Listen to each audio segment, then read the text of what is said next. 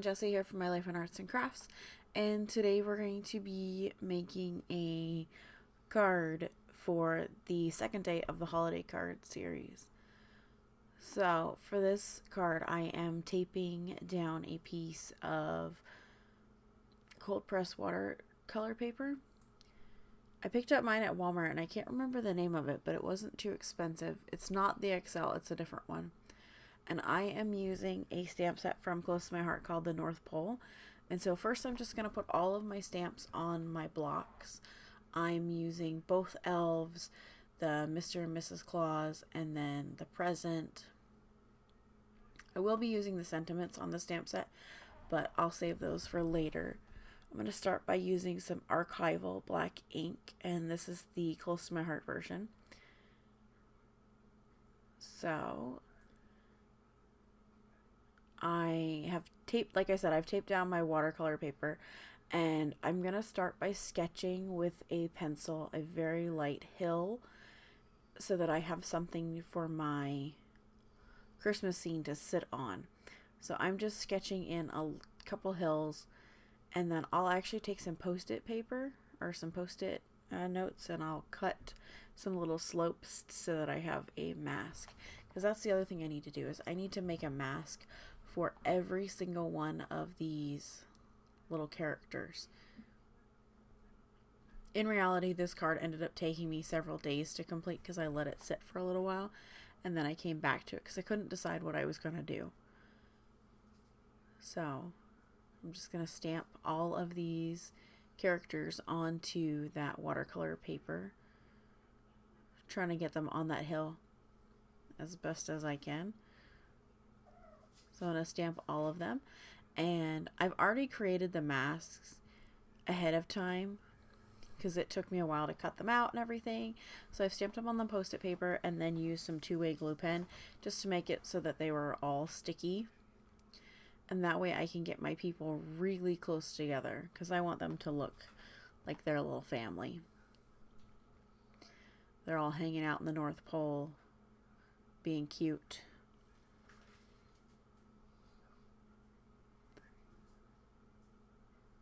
So I'm just going to stamp them and get them all positioned. And then for the present, I actually used a bunch of the presents. So I stamped a couple of them and made masks. And that way I could use several presents in my scene.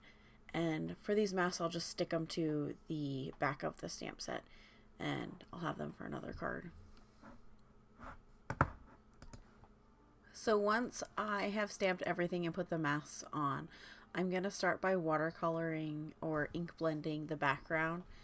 And for that I am using, what did I use? Peacock feathers, chipped sapphire, dusty concord, and wilted violet. I think that's what I used. And what I have my image taped down to is a piece of 12 by 12 white cardstock that I've ran through my laminator, and that way I just have a big surface that I can use as a watercolor palette, as well as have enough room to tape down projects to. And so here's where I'm taking my homemade hills and just kind of taping them down, and it doesn't have to match my sketched in hills because I can erase that line. I'm just trying to mask off some areas so that I have some grounding that's not all skies. And I've skipped ahead, and here's, while I'm doing my ground now, I'm just going to ink blend a little bit of that color up so that it gives some color to that snow. And I am dabbing off on my ink, so I'm putting it on the ink pad and then I'm dabbing off, and you can see those big splotches of ink because I don't want it to be too harsh when I take it to the paper. And for the most part, I'm starting off the paper and bringing it on, and then I'm just going to wipe off that excess ink off my mat with a little chamois. I have the one from the automotive section at Walmart, and I've just cut it into a couple little squares. And then I'm going to start watercoloring, and for watercoloring I'm actually going to use my distress inks as well. So I'm just tidying up, trying to be somewhat organized so that my desk doesn't become a huge mess. So to watercolor, I'm just going to peel off those masks first and stick them to the packaging. And that way I have them for later. And for my colors, I have, what do I have? I have candy apple red. I have cracked pistachio. I have tattered rose, scattered straw, wilted violet, evergreen bough, and a couple other ones. I'll have them linked below or listed below as well. I'm just going to erase my pencil line so that it's not too hard to get rid of. And like I said, this did end up taking me several days to complete it. I worked on it and then I came back to it and then I stopped and then I came back to it. A lot of it was because my camera would overheat. I have Mermaid Lagoon, Shaded Lilac, Gathered Twigs. I have like 11 colors. I don't end up using all of them. And I'm just going to put some of each color out on my mat. And then I have a bunch of random paintbrushes, some cheap ones, some nicer ones. I'm just looking for ones that are small enough to fit in those little small areas. I'm just going to add some water and start painting.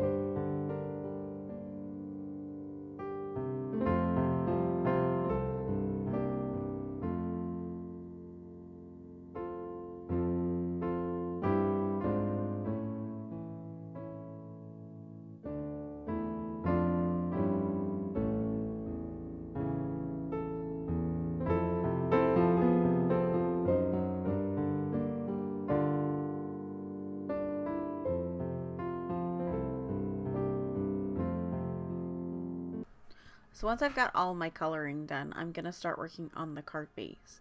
And for this, I am using a pre-made card base. You can get them in the packs of 50 from Close to My Heart, which is really awesome because then I just have them stashed on my desk. So I'm just going to reinforce that score line, and then I'm also going to use the envelope. And for this, I wanted to use some of the Nouveau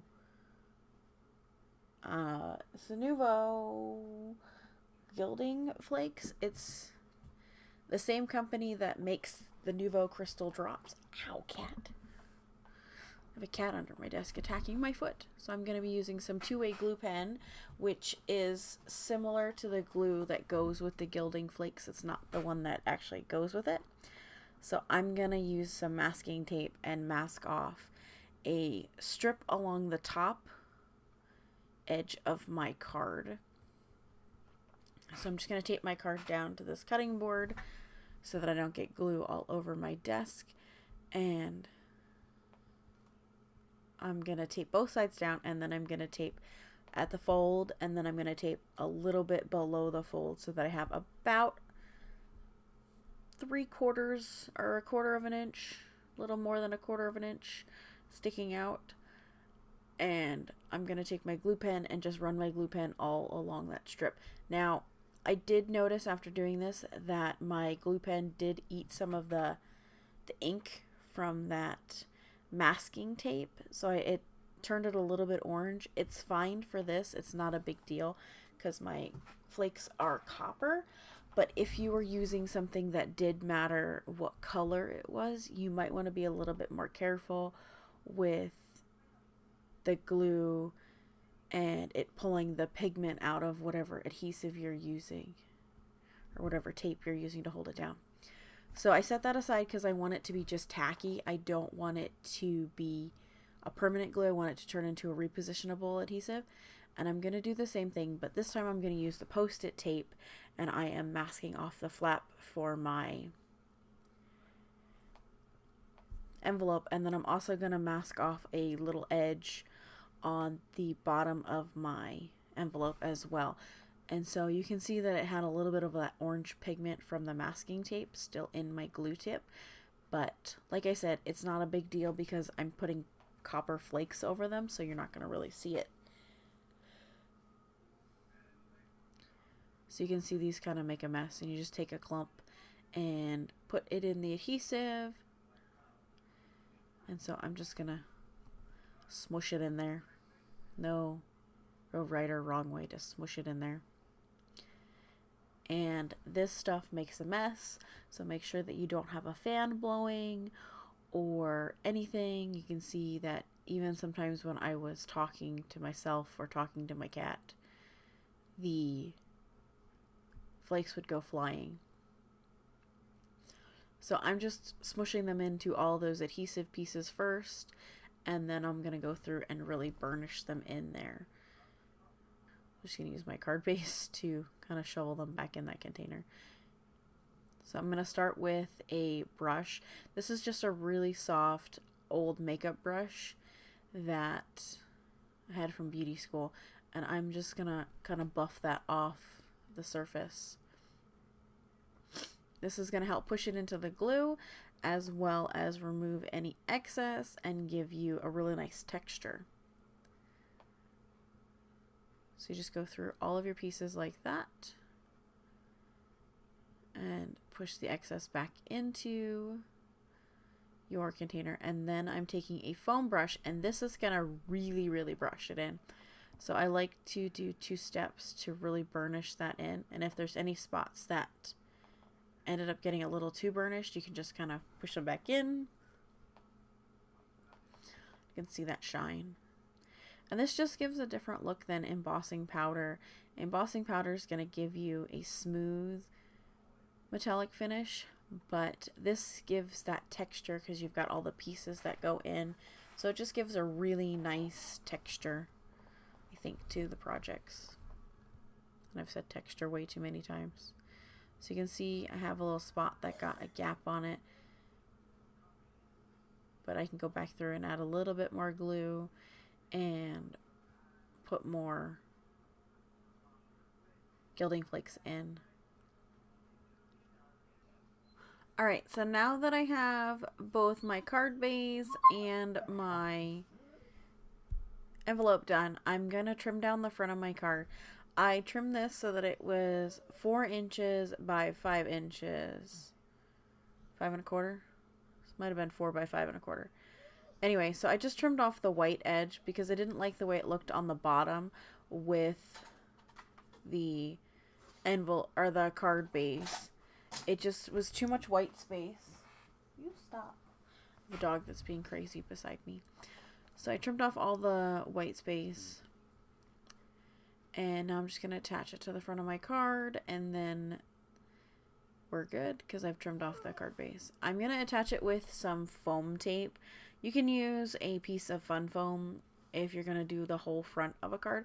I just have this really big roll and it's thinner foam tape and I don't like it as much, so I'm trying to get rid of it. So I just put some pieces of foam tape down and now I'm going to work on my sentiments for the card. So I have a piece of black cardstock that is prepped with an anti-static tool, and then I'm using the Merry Christmas sentiment from that stamp set and some Versamark. My Versamark is very dirty. I need to get a new one. I'm just going to stamp that kind of near the top. I'm going to make this into a little banner. Actually, I stamped it near the bottom, not the top. So I'm going to turn this into a little banner. Shibosh. And I'm going to use some Ranger Superfine Detail White Embossing Powder. And I just have 3 of them thrown in this tub. And I just use a little spoon. I'm just going to tap it off. And then I'm going to also do the inside of my card sentiment as well. And for that, I'm also going to be using Versamark and white. And so I'm prepping the inside of my card base with my powder tool. And I'm going to stamp the other bit of that sentiment from that set in the center. So I'm going to get that inked up and stamp that. And then I'll put the embossing powder on and heat set it.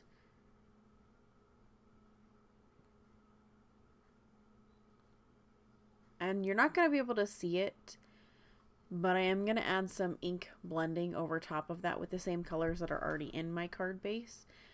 And when you do your heat set, just make sure that you heat the back of it a little bit too so that it doesn't get too warped, especially since you're doing this in the inside of your card. And they're not the thickest card bases, they're kind of a thinner card base.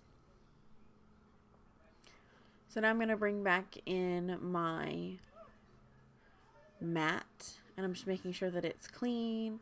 I'm actually going to flip it over because I didn't want any ink on my card base.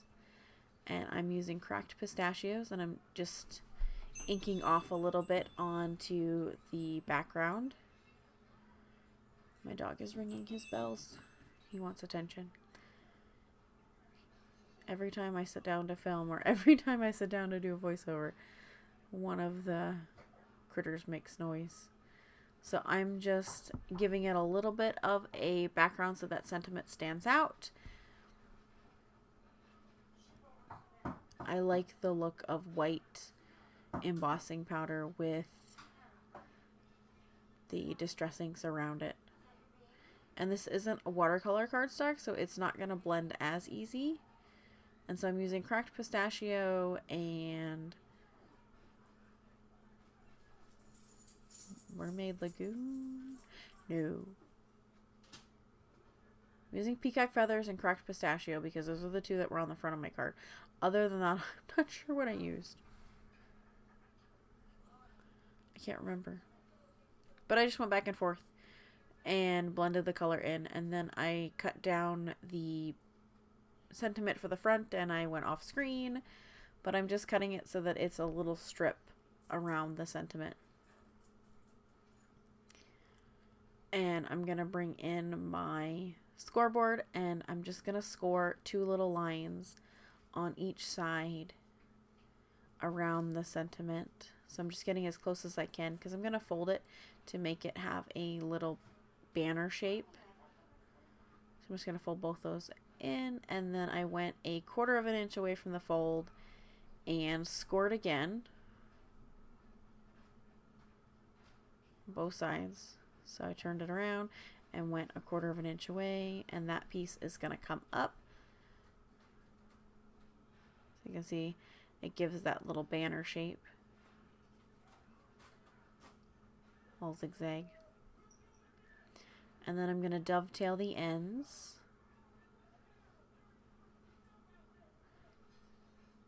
So I just wanted to make sure that my ends were about the same. And I put a little score mark as to where it was the same so that I could cut that off and they would match up before I dovetailed them. I'm going to dovetail, just make a little slit in the middle and then make the 2 corners meet up. Same deal on both sides.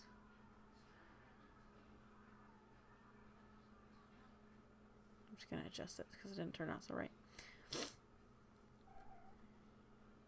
And then I ended up just putting the adhesive straight on the back. I didn't pop it up because it was just going to give a little bit of a dimension anyway with the tails.